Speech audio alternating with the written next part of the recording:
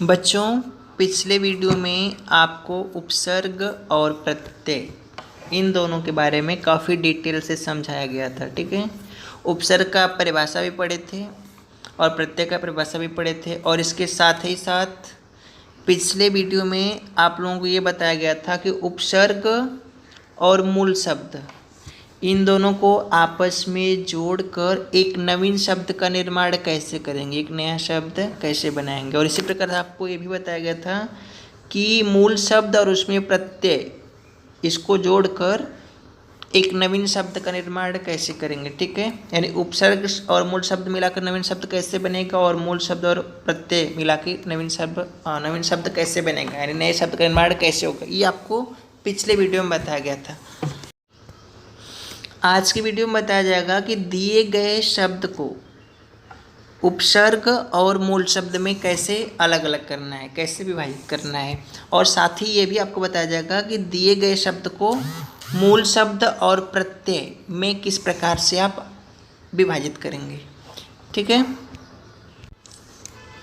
अच्छा, एक बात आपको प्रश्न में निर्देशित किया जाएगा कि दिए गए शब्द को आपको उपसर्ग या मूल शब्द में विभाजित करना है या फिर दिए गए शब्द को मूल शब्द या प्रत्यय में विभाजित करना है, ये आपको प्रश्न में निर्देशित किया जाएगा। ठीक है, तो सबसे पहले मैं यहाँ पर कुछ शब्द लेता हूँ और उसको मैं उपसर्ग और मूल शब्द में विभाजित करके दिखा देता हूँ, आपको समझा देता हूँ, और कुछ शब्द और लिए जाएंगे जिसको मूल शब्द और प्रत्यय में विभाजित करके आपको दिखाया जाएगा, समझाया जाएगा, और उसके बाद आपको मिलेगा होमवर्क और आपको करके भेजना रहेगा। तो सबसे पहले आप समझिए। चलिए, जैसे मान लीजिए कि हमें एक शब्द दिया है आलेख। ठीक है, और प्रश्न में निर्देशित किया है कि इस शब्द को आप उपसर्ग और मूल शब्द में अलग अलग विभाजित कीजिए। तो हमें क्या करना होगा, इस शब्द को ध्यान से देखना होगा और समझना होगा कि इसमें मूल शब्द क्या है। तो मूल शब्द लेख है। ठीक है, और इसमें क्या जुड़ा हुआ है, आ। तो इस प्रकार से हम इसको अलग कर सकते हैं। ठीक है, आपका हो जाएगा उपसर्ग और लेख क्या हो जाएगा, मूल शब्द हो जाएगा। ठीक है, तो ऐसे आपको देखना होगा और सोचना होगा। ठीक है, यहाँ पर आप क्या करेंगे कि इस प्रश्न को सॉल्व करते समय आप ऐसे 3 कॉलम बना लीजिएगा। ठीक है ना, पहले कॉलम में आप लोग लिख लीजिएगा शब्द, दूसरे कॉलम में उपसर्ग और तीसरे कॉलम में मूल शब्द लिखिएगा। ठीक है, जैसे यहाँ पर मैं आपको एक और शब्द दे के आपको समझा देता हूँ। मान लीजिए हमारे पास एक शब्द है परिजन। क्या शब्द है, परिजन, और प्रश्न में निर्देशित किया गया है कि इसे उपसर्ग और मूल शब्द में विभाजित कीजिए। तो हम लोग इस शब्द को ध्यान से देखेंगे, सोचेंगे और समझेंगे कि इसमें मूल शब्द क्या है। तो मूल शब्द जन हो गया, तो जो बचा हुआ क्या हो जाएगा, उपसर्ग हो जाएगा।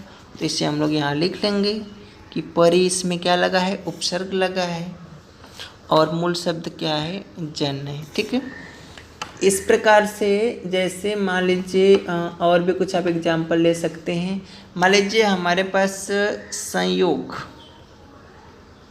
एक शब्द क्या दिया हुआ है, संयोग, और हमें इसे उपसर्ग और मूल शब्द में अलग अलग करना है। तो कल की वीडियो में आपको बताया गया था कि जो अंक का मात्रा होता है वह आधा म में बदल जाता है। ठीक है, या फिर आधा जो म होता है वह नवीन शब्द बनते समय अंक की मात्रा में चेंज हो जाता है।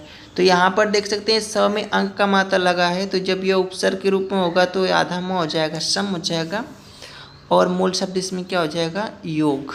ठीक है, आप यहाँ पर देख के कैसे सोचेंगे कि इसमें मूल शब्द क्या है, योग है। ठीक है, तो जो बचा हुआ क्या हो जाएगा, उपसर्ग हो जाएगा।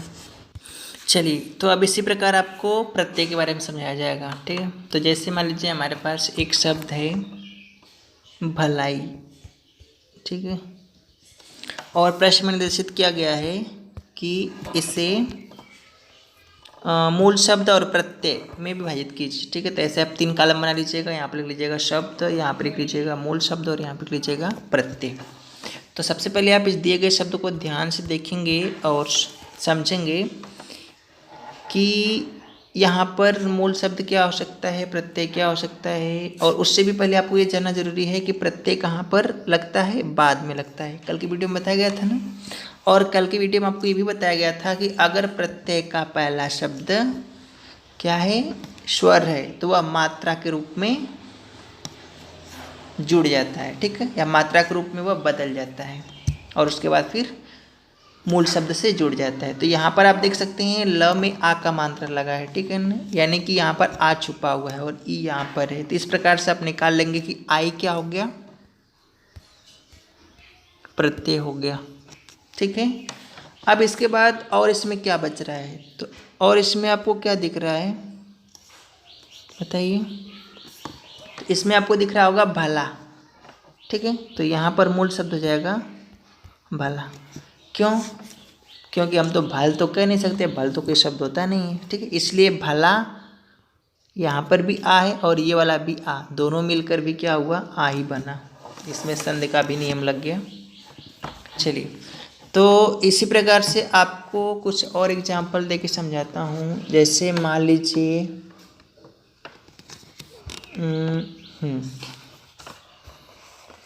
चरित्र है, मान लीजिए एक शब्द है चरित्र, ठीक। चलिए, तो चरित्र में आप ध्यान से देखेंगे तो आपको क्या समझ में आएगा कि इसमें त्र है लास्ट में, उससे भी पहले देखेंगे तो र पर छोटी का मात्रा लगा है, ठीक ना। अगर हम उतना अलग करें तो जो बचेगा वह क्या बचेगा, चर बचेगा। तो चर तो एक शब्द होता है ना, ठीक है। अगर ये शब्द होता है इसका मतलब तो आप सही कर रहे हैं। तो इसमें छोटी का मात्रा था और ये त्र था। इस प्रकार से आप अलग कर सकते हैं कि चर एक शब्द हो गया, इसमें इत्र जुड़ा था प्रत्यय के रूप में, तो एक नया शब्द क्या बना था, चरित्र बना था। तो उससे आप क्या कर दिए, मूल शब्द और प्रत्यय के रूप में अलग अलग आप विभाजित कर दिए, ठीक है। तो अब आपको मिलेगा होमवर्क और आपको उसे करके भेजना रहेगा, ठीक है। तो यहाँ पर आपका जो पहला होमवर्क है, देख सकते हैं निम्नलिखित शब्दों में से मूल शब्द व प्रत्यय को अलग करके लिखिए, ठीक है। ये आपको यहाँ से करना है। और जो दूसरा होमवर्क है वो है निम्नलिखित शब्दों में से उपसर्ग अलग कीजिए, ठीक है। यहाँ पर आपको उपसर्ग अलग करना है और क्या करना है, उस उपसर्ग से बनने वाले दो अन्य शब्द भी लिखिए, ठीक है। जो उपसर्ग आप अलग करेंगे उससे आप दो दो शब्द और बना के सबका लिखेंगे, ठीक है। तो होमवर्क करके फटाफट आप लोग भेजिए, चेक किया जाए।